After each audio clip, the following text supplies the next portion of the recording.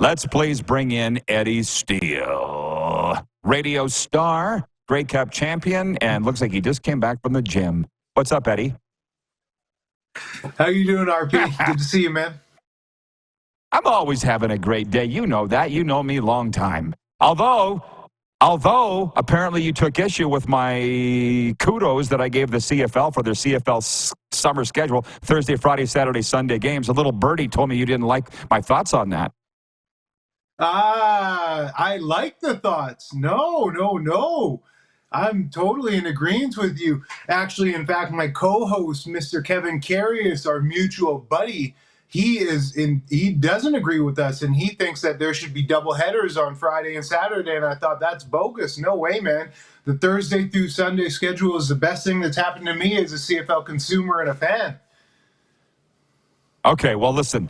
Kevin Carius doesn't know anything about television. That's why he's in radio, number one.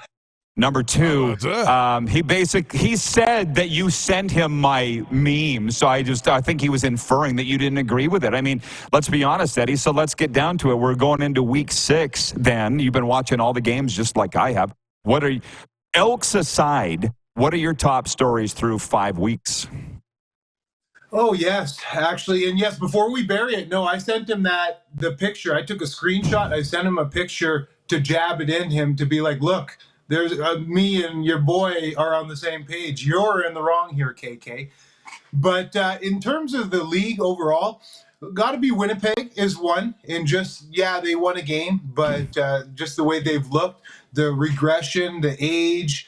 So that's one. Montreal, of course, got to give them their flowers. They're playing some really good football. I wasn't expecting them to come out and play as strong as they have, but they haven't missed a stride, and that's pretty cool to see. And then the third, probably, if I want to round it out with 3, would be the Corey Mace effect in Saskatchewan and just how they're playing.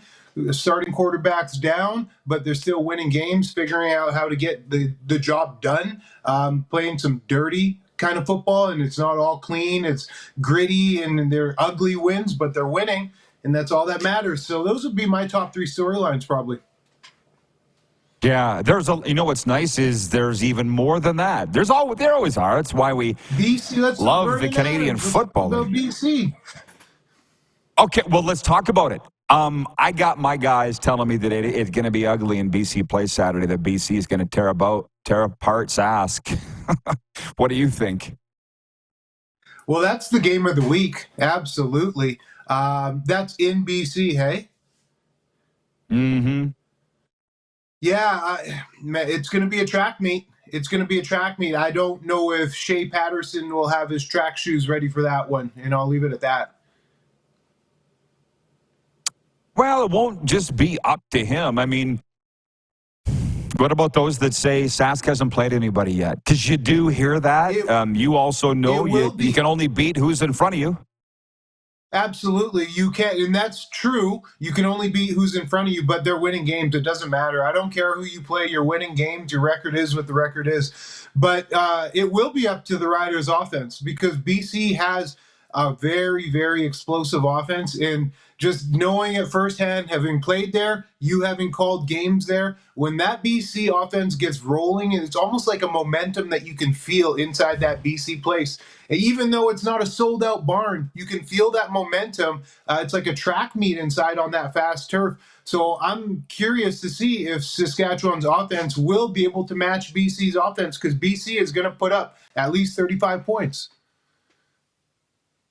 Well, what the learned football fans are saying, and there are a lot of those across this country, is that now the schedule gets hard for Sask. So say what you will about their 4-0 start, but now it gets hard.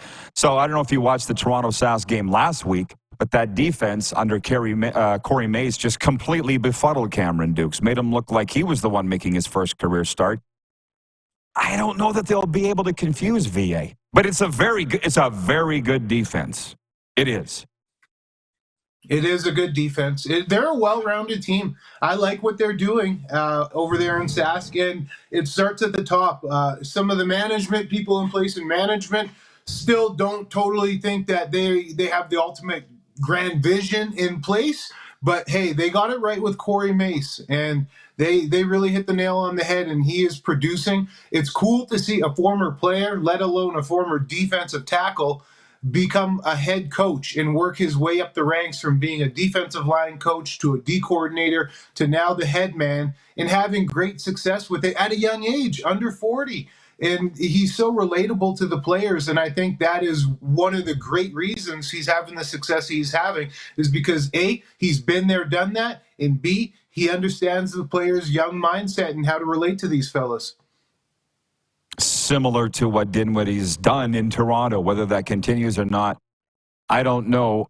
Do you have a take? I mean, you're close or closer to the league than I am on Dinwiddie saying when Chad Kelly's back, he's playing, based on all that's gone on. How do you feel about that? Yeah, I mean, at the end of the day, pro sports, there's been a lot of people playing pro sports who've done worse than what Chad Kelly have done. Rest assured. The thing I tell people always about pro sports, and my opinion is this: the business is the business. Morally, I don't have to agree or like or be on any same page as anybody else in terms of what the guy did. But when it comes to pro sports, if you're good and if you win games, people will forget whatever you've done. You could be the biggest POS trash human being out there. If you're a winner and you're successful and good, people will forget it, and people will pay to watch you throw football or throw touchdown passes. For sure, and that's probably how the Argo fans are looking at it. I'm not sure the rest of the CFL is looking at it that way, nor the commissioner, but I guess we'll see. There's a reason they have suspensions. You serve your penance, and you move on, and I wonder if everybody's going to be able to do that. And lastly, we could spend days talking about this, but in a couple of minutes, what do you think it's going to take to return the Edmonton Elks to even some semblance of respectability, let alone prominence? You know what? I talk about this on the radio show every week. I talk about it with customers that I see. I travel from Lloydminster to Jasper, up north Alberta to south of Calgary. I'm all across the province, and I have these conversations every day, Rod. And I tell people there's a lot. There's management, the name change, there's so much, right? But at the end of the day, just like I said about Chad Kelly, you win football games. You win football games and people will show up. Nothing else matters in pro sports but winning games. Rod, let me ask you a question. When have you seen a winning, successful organization not have fans at the stadium? It's all about winning. Doesn't happen. You win and people will come. Doesn't happen. You win and people will come. I don't care about the name. If you're the Elks and you're winning football games, people will come. Nothing else matters. Commonwealth, the old stadium, the old the concourse where people are walking through, none of that will matter if you're winning football games. I've never seen a Grey Cup winner with a playoff game where people aren't there. You win and people will be there. Dude, look at the Patriots. There's a lot of guys that were accused of some pretty nasty things. One was a murderer. The other one, the owner, we won't talk. That place was full. People didn't care. Tom Brady openly, in his roast, openly admitted they were cheating. The Deflategate, yes, it's all about winning. And sometimes you are going to bend the rules to win. And that's all you are there in pro sports to do, is win. You're not there to do anything but win. That's it, flat out. And you only own it to yourselves and your fans and not to anybody else. So I'm with you on that, Eddie.